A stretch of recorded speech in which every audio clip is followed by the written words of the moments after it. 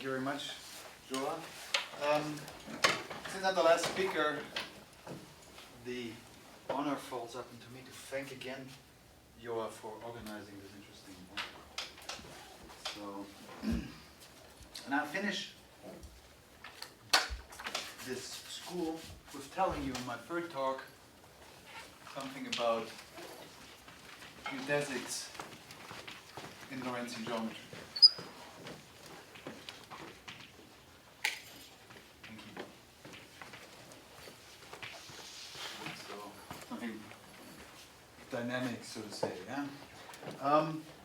I told you last time about the difference between maximizing the length and not maximizing the energy for causal geodesics. But it is always true that every geodesic is always a critical point of the energy.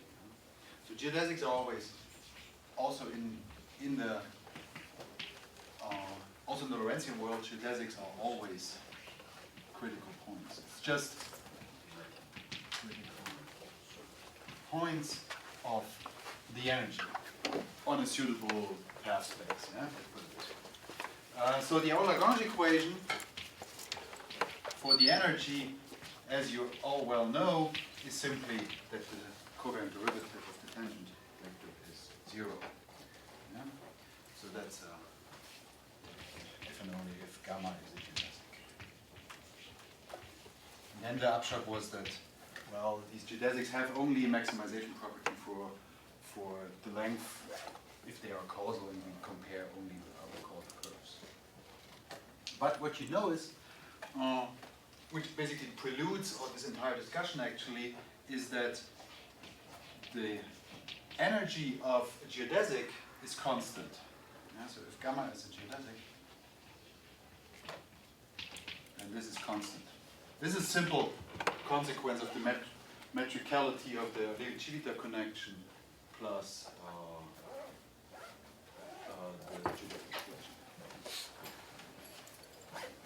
So geodesics keep their causal character. So if gamma dot of 0 is time-like, null, or space-like, it will always be like that. It will never change. Yeah? Then gamma dot of t is time-like, null, or space-like. Okay? So, if we, so the first non-trivial case, so the first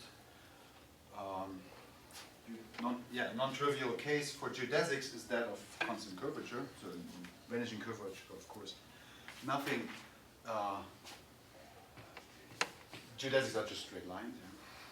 So in constant curvature, non-zero curvature, of course, yeah, in general, we have that I always get the order wrong, yeah? So if we look at the Jacobi equation, or the curvature tensor for Jacobi equation y, and I always write c dot where I should write gamma if I start with gamma, is nothing but the constant of the curvature times g of y, gamma dot minus g of gamma dot times y. I'm not mistaken, and I did it the other, of course, the wrong way. So then I can never remember this. Okay. So this is the curvature tensor in constant curvature. It's an exercise. So if we know that the Jacobi field is constant, is orthogonal to the geodesic, which it always is as a Jacobi field if we start orthogonal, then the Jacobi equation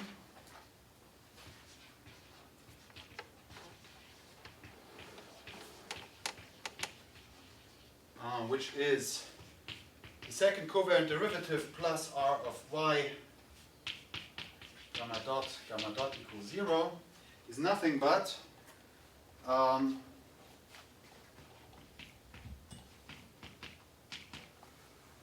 the second covariant derivative of y plus, well, now we have to insert this here. If we know that y is orthogonal to gamma dot, then we know this term vanishes. So this is nothing but the energy of the geodesic times the Jacobi field. Yeah? And this is of course a constant here. Yeah? So this is constant, as I said. But the sign of course depends on if you look at time like null or space like geodesics. Yeah? So for example, if the geodesic is null, then you know that Jacobi fields, or orthogonal Jacobi fields are affine. And they look like a vanishing curvature.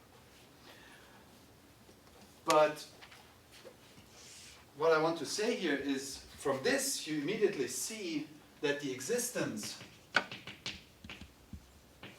of conjugate points along a geodesic depends on the causal character, depends on the sign of gamma dot, yeah? If we fix C here. Yeah? And that you actually see geometrically. If you, for example, look at the Zitter space, which I already drew at some point in the first lecture, which is nothing but the set of x, x in Minkowski space, for example, with length 1, then the space-like geodesics, so C in that case is 1, and you look at space-like geodesics, then the Jacobi fields look exactly like in constant positive curvature, like in a sphere. And you absolutely see that because the geodesics in the Zitter space, as for this round sphere, are just the intersection of two-dimensional planes with the set, because this is a quadrant. Yeah? And if you look at space-like geodesics, then their intersection with the Zitter space actually is, with such a space-like plane, is compact, so the intersection will be a circle, and any pair of circles there intersects. So they actually do have conjugate points. But if you look at the time-like ones, which I can maybe draw in red, then they look more like, yeah, in that case, C is equal to 1, but this is minus 1. So this Jacobi field will look like a Jacobi field in hyperbolic space. And that you actually see because the intersection with, I'm drawing this wrong. With the intersection with time-like planes with the Zitter is non-contact. They're real lines. Yeah? They don't intersect. Essentially, they look like they are. If you parameterize them, then they are the ones that look like cosine hyperbolic t, sine hyperbolic t. And the null ones, which I can draw in blue, is simply in the two-dimensional case, this forms of two foliations by straight lines. In that case, the light-like geodesics, they are straight lines in the Zitter space, which you can simply, as a simple model, you take a pack of spaghetti and twist it. Then you obtain the Zitter space and with the null geodesics. Very classical result in algebraic geometry with this. This space here has two foliations by straight lines. Okay. But that for the, so what I want to say with this is that the geometry of geodesics, or the existence of conjugate points and all that is related to that, depends largely on the causal character, on the sign of geodesics on which it's based. Okay. And then again, I remind you of this Misner spacetime.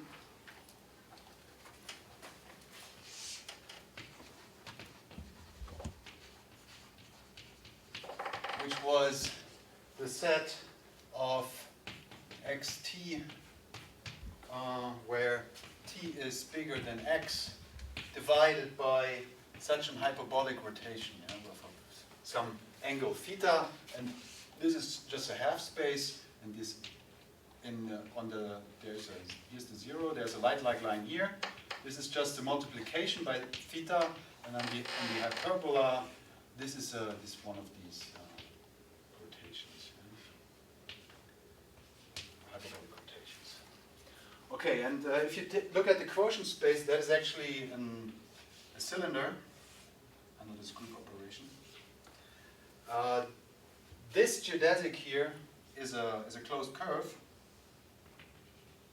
yeah, but it is incomplete because this is a quotient of flat space, so if you just follow the geodesic in that direction, it will reach 0 in finite time. So what happens here, down here, is that this geodesic runs around this closed curve, but accelerates. So if you come back, so you start with some vector, look at the geodesic parameterization of the circle, come back, and as you come back, the tangent vector will have increased by some factor. And then if you start again, this is an exponentially fast-growing process, it will be incomplete. You look a bit skeptical? No. So that's what I said at the very beginning, that here this geodesic incompleteness has nothing to do with the geodesic leaving any compact part of the space-time. It has something to do with the geodesic, with the flow line of the geodesic flow leaving a compact part of the tangent line, any compact part of the plane. It's a different phenomenon than what you expect from Riemann geometry. Is that all I wanted to say? Yeah. Okay. Maybe something interesting in connection with that,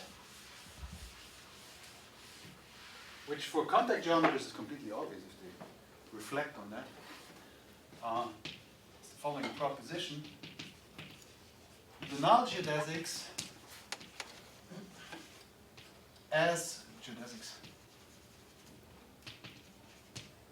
unparameterized curves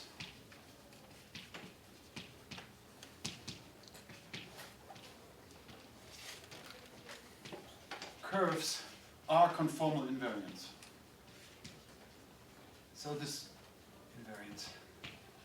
So if you change the metric by conformal factor, you will change the null geodesics only by their parameterization, not by what the curve looks like in the space-time.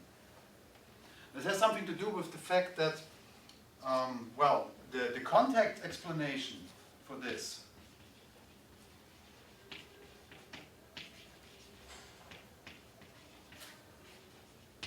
if you look at G twiddle equal F squared times G, then the locus of G twiddle of VV vanishing is the same as the locus of G vanishing. And then in this case, the Hamiltonian flow is just a reparameterization because the sets are the same. These are not contact sets as such. You have to contactualize them because they are positively invariant. Yeah? So the usual view of the form restricted to that thing is not the contact form. It's an odd contact form. An even contact form, sorry. Yes. And the geometric explanation would be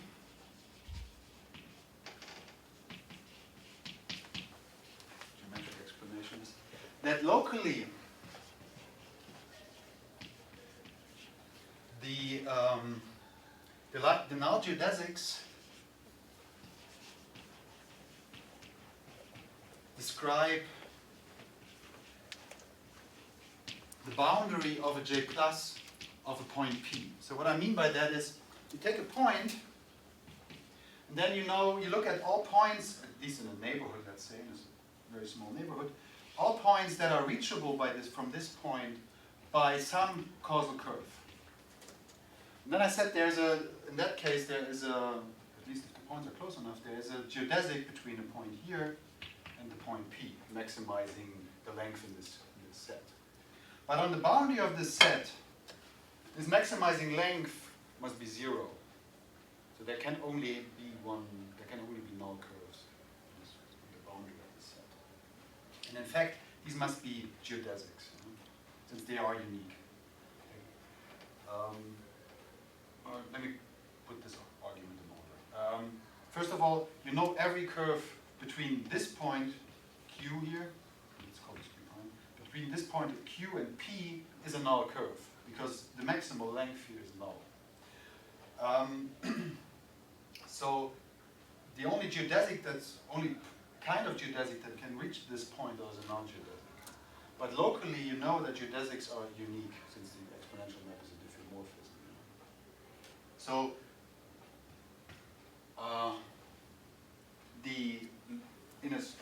convex neighborhood, let's say, the boundary of J plus of a point is described by the traces of the null geodesics emanating from that point. Of course, what happens later is a different story, but locally it's exactly like that. But of course, being a maximal null curve depends only on the causal, the set here of with respect to G, the causal future of a point P with respect to G is nothing but the causal future of P with respect to the G twiddle, because the curves, tangent vectors are causal with respect to G twiddle if and only are causal with respect to G. So these sets will be the same, and then the maximal curves describing the boundary must be the same. Of course, what happens inside is a completely different story. You will change the time vector geodesics if you multiply with a conformal factor, but not the ones, not the null ones. Okay. So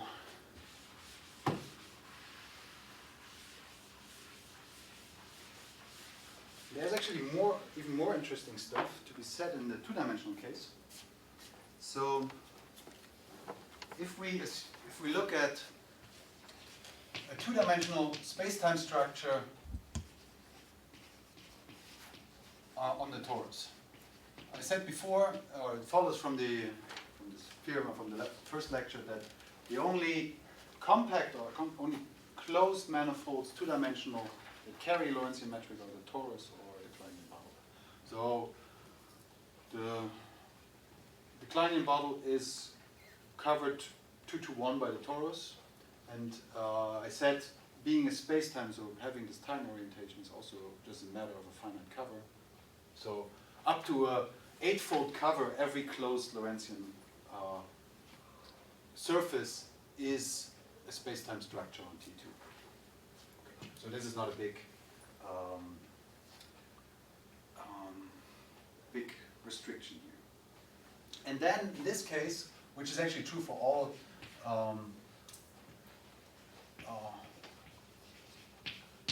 surfaces, if you look at the null vectors of this thing, this is the union,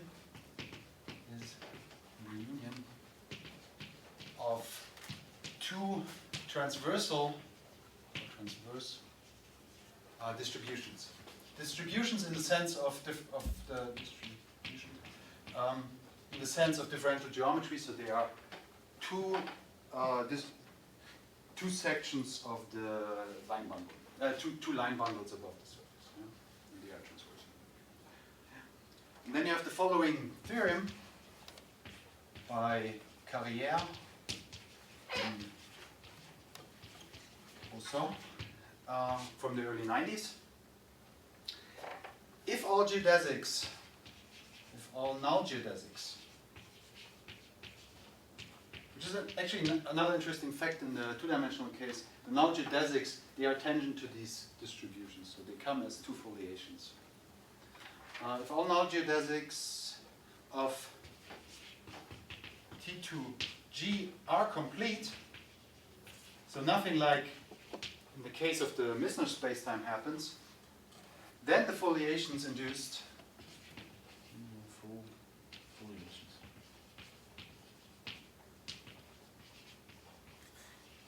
by, did I give them a name? By the null directions? No.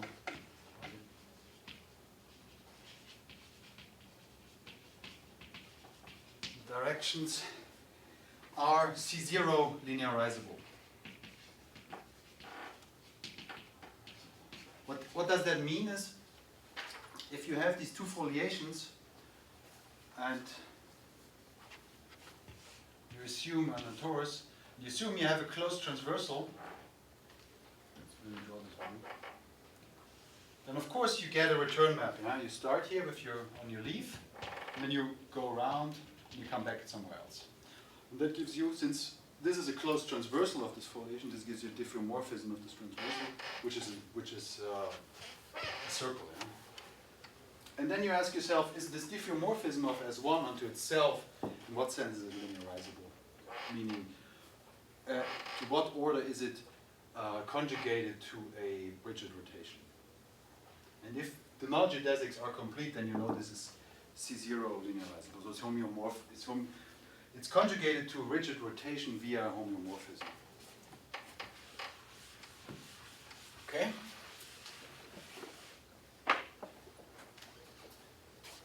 Where was I? And then, similar example than the Misner says. Question, but these null directions, it finds a C-infinite distribution, or? Yes, it's a smooth distribution. Nevertheless, you get this first return map is also C-infinity, right? It's also C-infinity, but... the linearization is also C0. Yeah, exactly. Huh? I see, I got it. Yeah. This is these old Yokos. I see. So. Well, it's not invented by Yokos, but he made it famous. So, a famous example here in this direction is the so-called Clifton pole torus. Clifton pole torus. But, Stefan, but you cannot. But can you have fixed points or periodic orbits on this? Yes. You can have. Yes. Oh, that's so. Yeah. Let me write down an example then. So what you look at is R2 without the origin, and the following metric, you just divide. So you have coordinates x and y here, and you just divide 1 over x squared plus y squared dx times dy. Where this here, this is just a shorthand for the symmetric tensor product.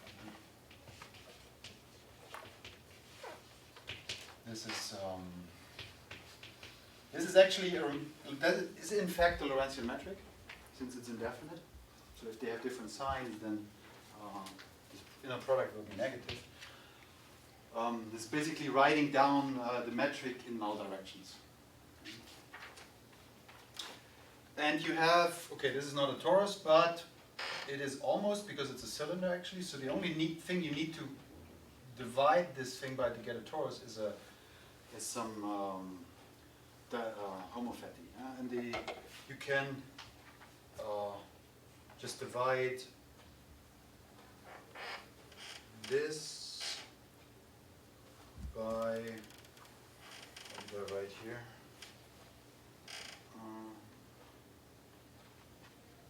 Yeah, I can just divide this by the 2 to the power k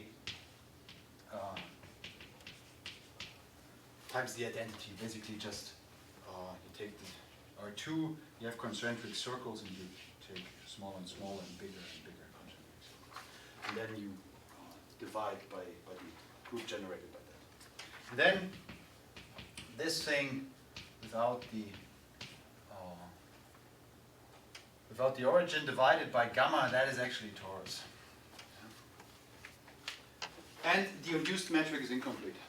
So you see, this metric is invariant under this group operation here. And the metric descends to the quotient, and the induced metric is incomplete. Induced metric. Lorentzian metric, of course, is incomplete. And when I say incomplete, I mean geodesically incomplete, because, as I said, there is no metric structure on the Lorentzian manifold per se. So what's the phenomena here for this incompleteness? Already the light-like ones are not complete. Yeah? So the lemma here is also by Carrière.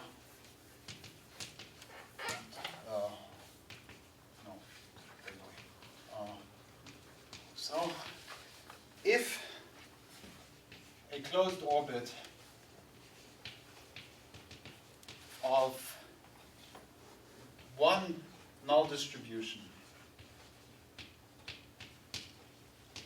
so to say, with the picture of the Misner spacetime in the background, a geodesic that almost looks like a closed geodesic, null geodesic that almost looks like a closed null geodesic, is attracting or repelling, that doesn't matter here, the sign doesn't matter, on one side. What do I mean by that? I mean that if you look at the circle of this trace of this null geodesic in the manifold in the torus, and the other leaves of the foliations either converge towards this thing, or they get repelled. Yeah? They go away from this. Either look like this or this. Can be both, but one side is enough. Yeah? Then the metric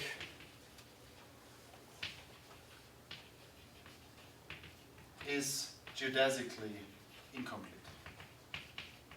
And this is exactly what here happens with the Clifton pole torus. Yeah?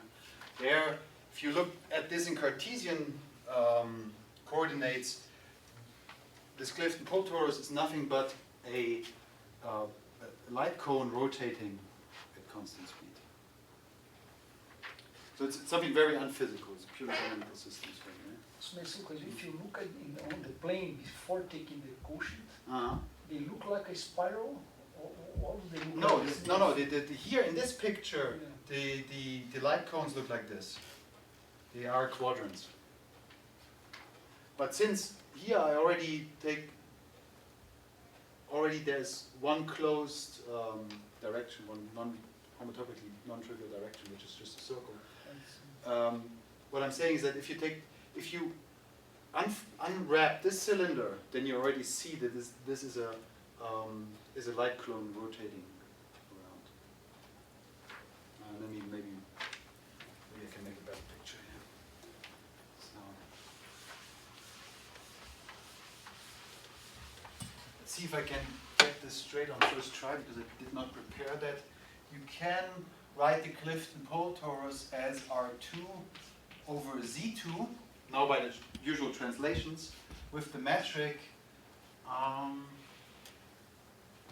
cosine x, well let's say cosine 2 pi x, since I did not 2 pi x, but it doesn't matter anymore. Dx minus dy plus sine 2 pi x dx dy. This is also, that's a manifestation also of the Clifton pole torus.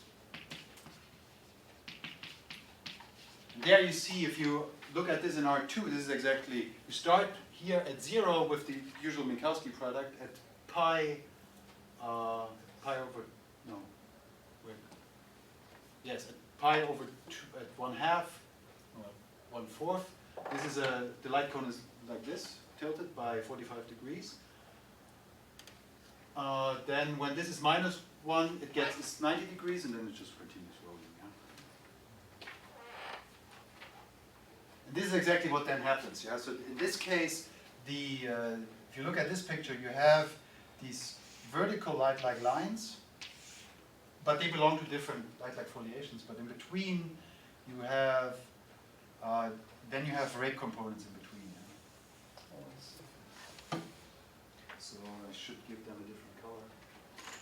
So this is a different light-like foliation than this one. And here you get rate components like this. And then these leaves are attracting, and by this lemma, then the metric is incomplete. But you can actually, in this case, you can explicitly calculate it, just to give you an idea what's going on. And the funny corollary here is, if you look at this picture, and if you know how foliations on two tori look like, and then this is in generic behavior. Yeah? So the C infinity generic Lorentzian metric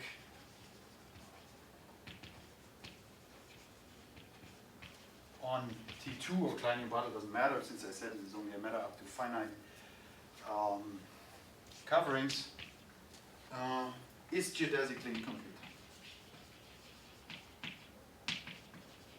Exactly incomplete. Exactly due to this attracting, repelling behavior. Yeah? This attracting, repelling, that is the infinity generic, and then you know it's incomplete. Okay. So this is the funny part for the two-dimensional Lorentzian manifolds. And as I said at the very beginning, I want to emphasize differences. Yeah, this is something you will not see in the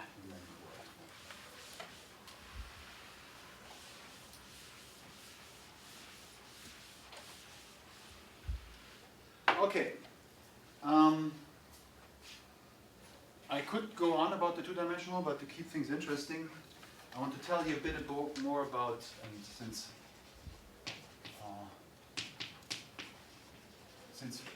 a lot of stuff has been talked about, Floer homology, Rabinowitz Floer homology, so I want to tell you a bit about let's say the basics or the first examples of Morse theory for Lorentzian manifolds.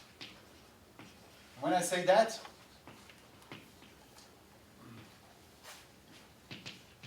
of course, what I'm talking about is causal geodesics and globally hyperbolic spacetimes.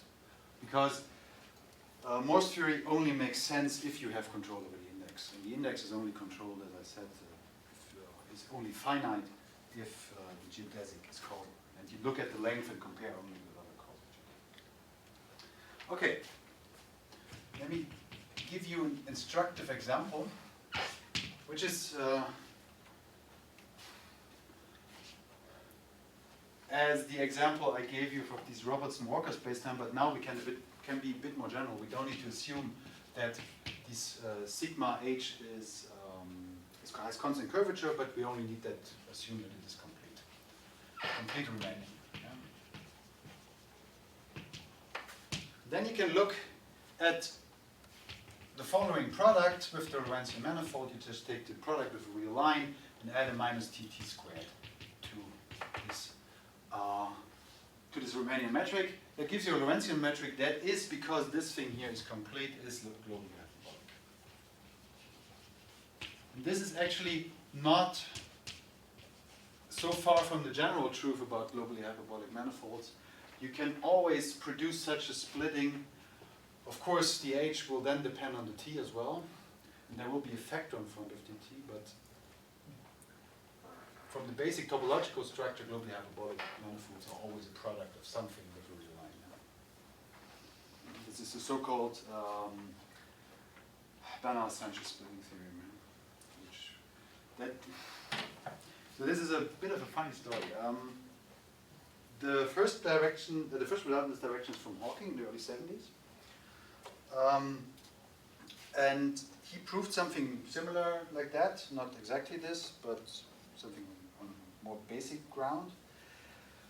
And he wanted to prove that the existence or such a almost splitting behavior is equivalent to another condition you can put on globally on spacetimes. But on the way back, he made a typical error physicist who he assumed that the function he uses is smooth, where only he knew that he could get that it's continuous. And then people were wondering for 35 years if you can actually produce a smooth function for this. And that was not settled before 2003 by Bernard and Sanchez existence, which I'm talking about here, but basically this TT function, which would be called a time function.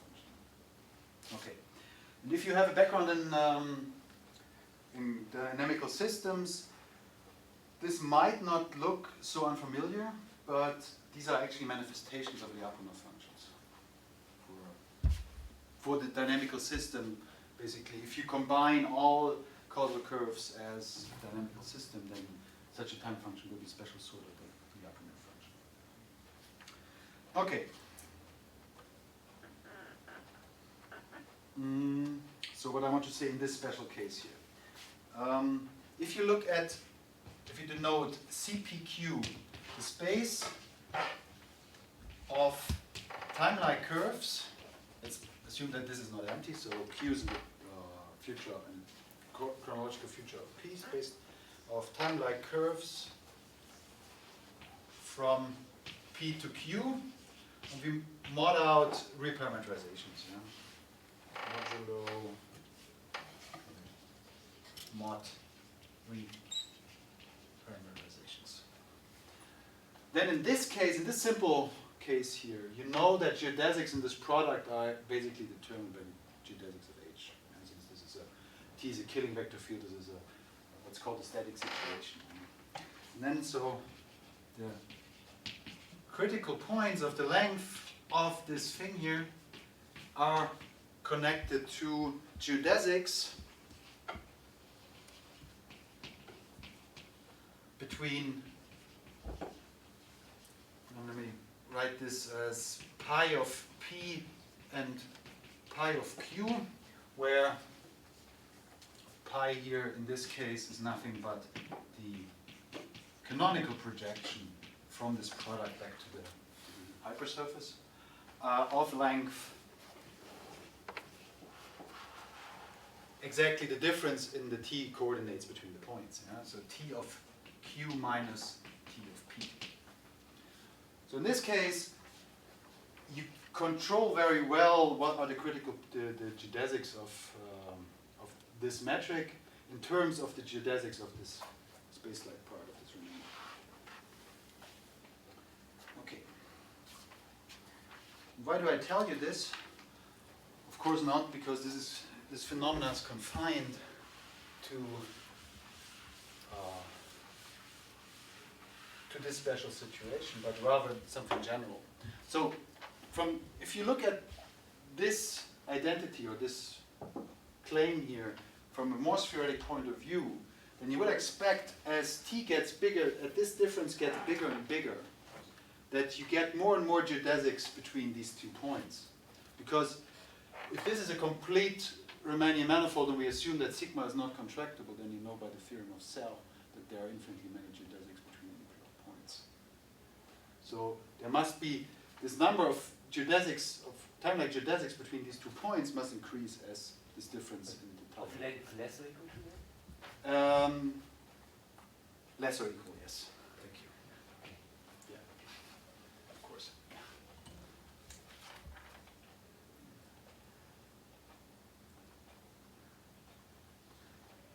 Okay. So let me give you the first result that I wanted to talk about, or which I wanted to mention here, is a theorem by Karen Uhlenbeck. And that is already in the, let's say, mid-70s, yeah? So not so long after people were starting to systematically think about Riemannian geodesics and Morse theory for that. So we look at something globally hyperbolic,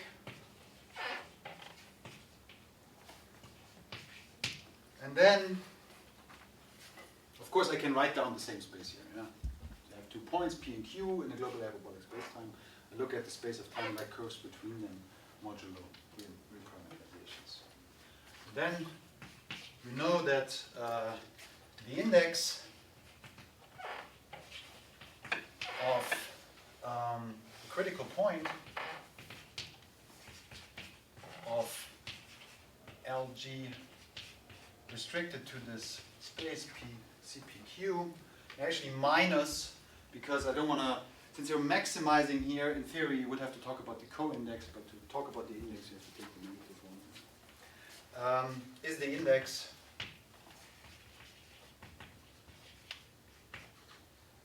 of the geodesic. What is the index of the geodesic? It's exactly what you know as the index of the geodesic. It is the number of conjugate points before Q from P. Seen from P. Okay. And the second result, the second part of this theorem is that minus LG here on this space is a what she calls a homotopic Morse function if P and Q are not conjugated. And what I mean by not conjugated, they're not conjugated along any time-like geodesic.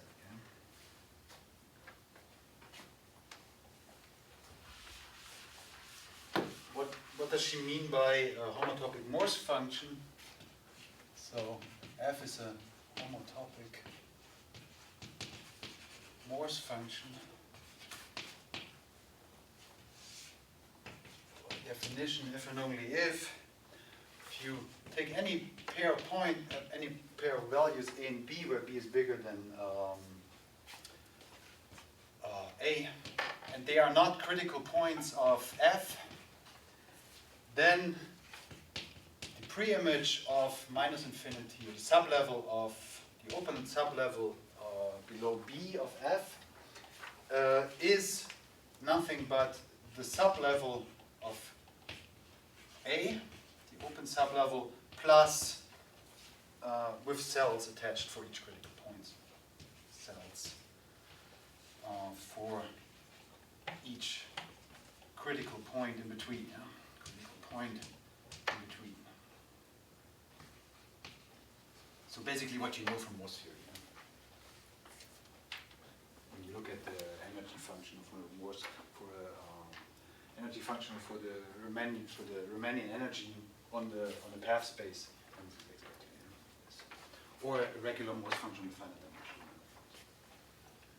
So the minus the length in this case looks like the energy would look like on a Riemannian manifold. Okay. Maybe one thing I have not mentioned, which is also an interesting fact, that you know that for causal geodesics, so if you have a causal geodesic and you take fixed 2 points on this causal geodesic, then you know that the number of conjugate points from one point to the other before that second point is finite, as you know from Riemannian geometry. Yeah? But this is not true for space-like geodesics. Their conjugate points can accumulate. I don't know if that has anything to do with the infinite index and co-index phenomena, but there are examples that where this happens. Yeah? Maybe a remark. Alberto and Pietro Maier were not abhorred by the difficulties of the energy functional, so they came up with their own idea how to see these things on one down.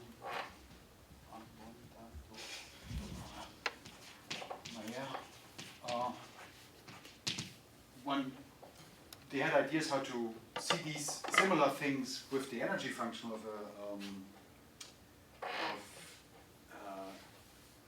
Lorentzian, of the energy function of geodesics, energy function on all curves of certain types of globally hyperbolic spacetimes. Yeah? So what you assume here, this is around 2008, I think the paper was published. So assume that sigma is compact, or closed for that matter, and of course R times sigma G is globally hyperbolic. There's something in this chart. This is better. Globally hyperbolic, such that, and there's a technical assumption they need that basically horizontal parts in the space-times are eventually convex. So that such a certain family minus S times sigma with the induced metric is convex for all S bigger or equal than some S0. And there has to be an S0 subdivision such that this is true.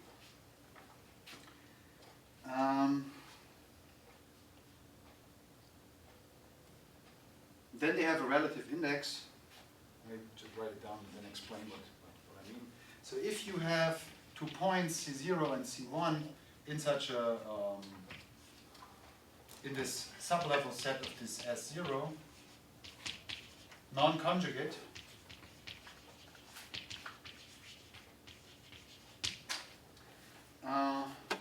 then there exists a map delta which goes from a space called CK to CK minus 1, where these things is nothing but the group generated by the geodesics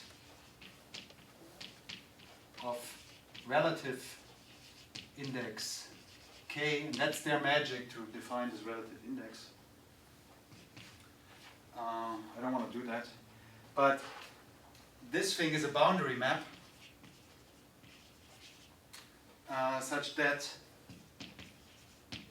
its homology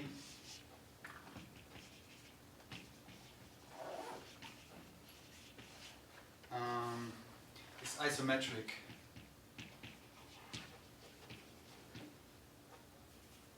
Isomorphic, I should say. Isomorphic. To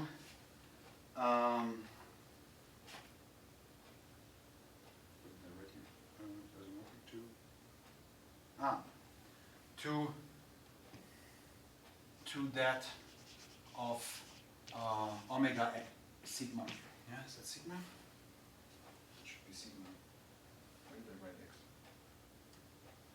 x? Should be sigma. So that's the path space of the upper surface. Yeah? So what I want to say with this remark is there are ideas and methods to also see the topology of the path space via via all geodesics of the Lorentzian metric, not via such a Morse, or let's say via a more subtle Morse theoretic point of view. This is a very classical Morse theoretic point of view.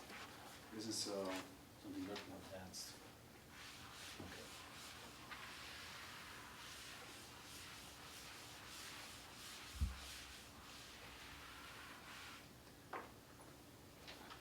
In a certain, so now last 10 minutes, let me see if how far I can get here.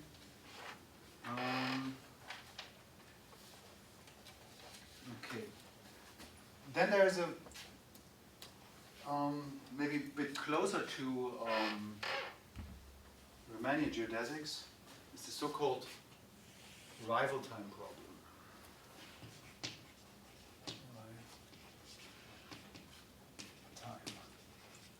So what do I have? I have M, G, let's say it's globally hyperbolic, and a point P in M, and gamma from R to M, which is a time-like curve. For example, if you want to be simple, you just take gamma to be a resting observer, yeah? Just one point that's just sits still.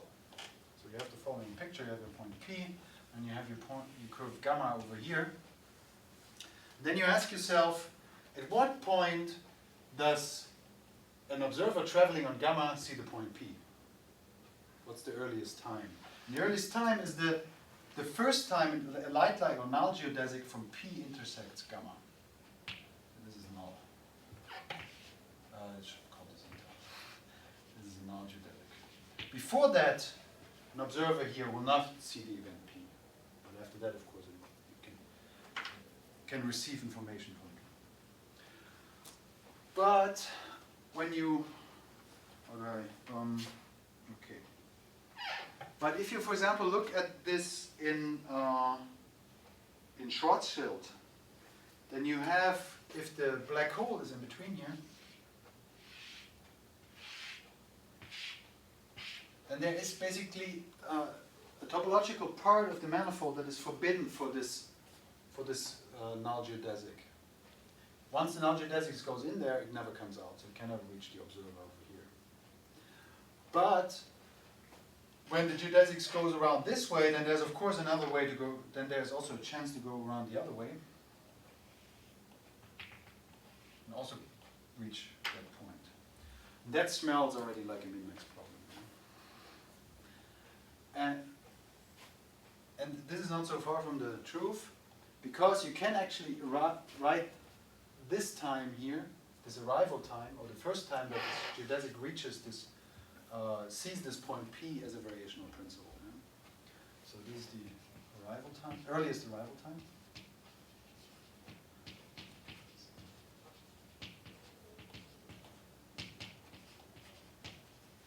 The time of information from P. Okay, and that's a variational principle.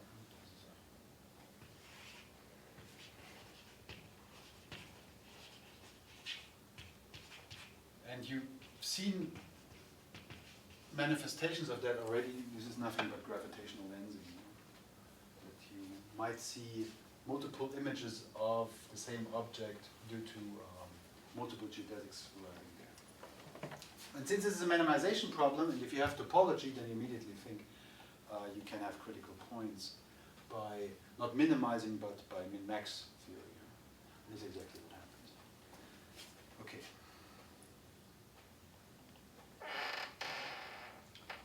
And let me see, can I tell you about this without making too much of a mess?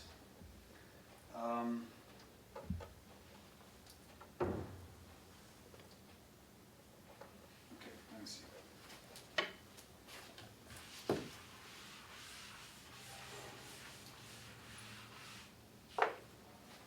So you call, I need to make an assumption, or distribute some names. I have this point P and a curve L are non-conjugate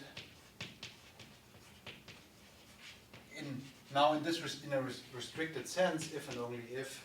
So first of all null geodesics from P to gamma are not conjugate.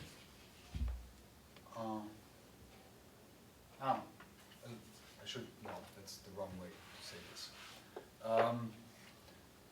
For all T, P, and gamma of T are not conjugate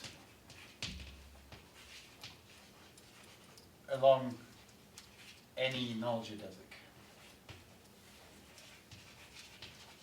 Okay, and second, what do I want? If they are not,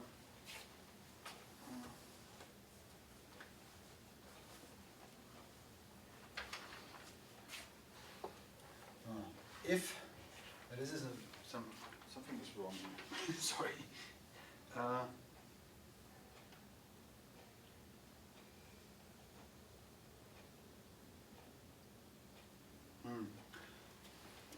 must have been asleep at the wheel when I wrote this.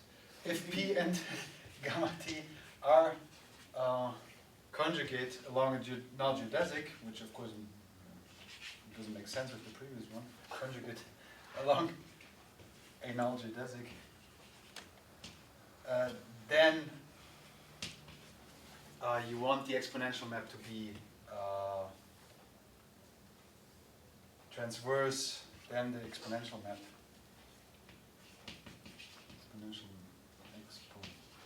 Exponential map is transverse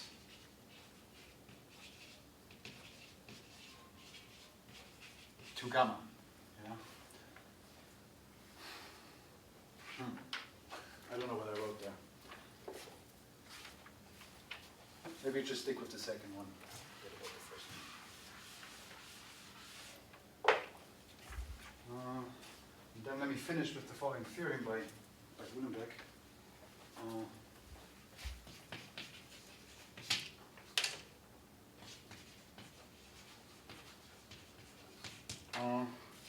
So there are 3 points. First of all, for a residual set of points P, P and gamma are not conjugate, which is the same thing as in the many world. Yeah, where, so P, if P and gamma are not conjugate, then there's a residual set of parameter values on gamma such that does not exist a null geodesic from P to gamma T. So as you would expect. And the last point, let me write that over here.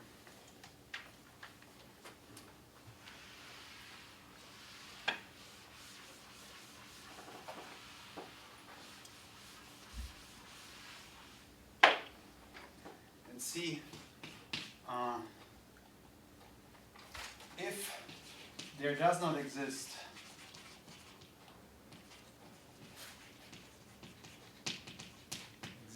a null geodesic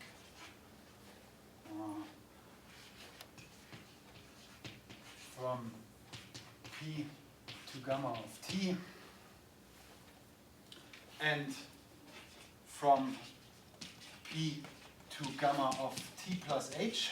So you have 2 points in this residual set, and P is not conjugate to gamma, then the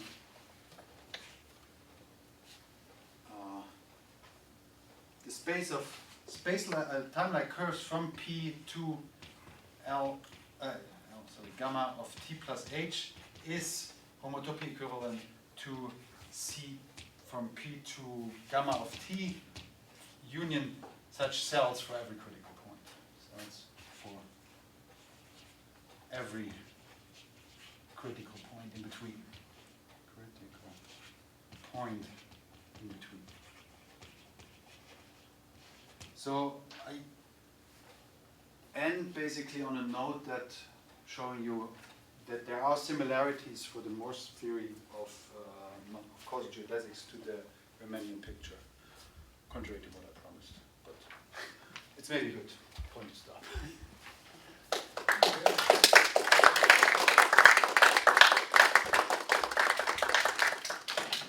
But I did not say anything about this closed geodesics. Any questions? Could you give a couple of references? Basic, also basic books or. Books basic. There's a problem. There's. Yeah, well, there's only old literature to be references. There's of course the classical book by O'Neill, Semi-Riemannian Geometry. But that is already from the 60s. Yeah? Geometry. Then there is a book, there's a second edition of a book from the 90s that is called Beam, Ehrlich, and the third author is Easley. That's called Global Lorentzian Geometry. But you have to look at the second edition. These are basically the textbook that I usually use. About this Morse theoretic stuff, well, there's still the original paper which I mentioned here from Ulmbeck. That is Ulmbeck, Morse theory for Lorentzian geodesics, Topology, 73 or something, 74. Okay. What else did I mention? No, the rest is scattered. Yeah, sure, okay. Yeah. But to learn about Lorentzian geometry, I would start at O'Neill. He gives you, it's basically similar to what I've done here. Okay, thanks. Any further questions? Then thanks, Stefan, for very interesting.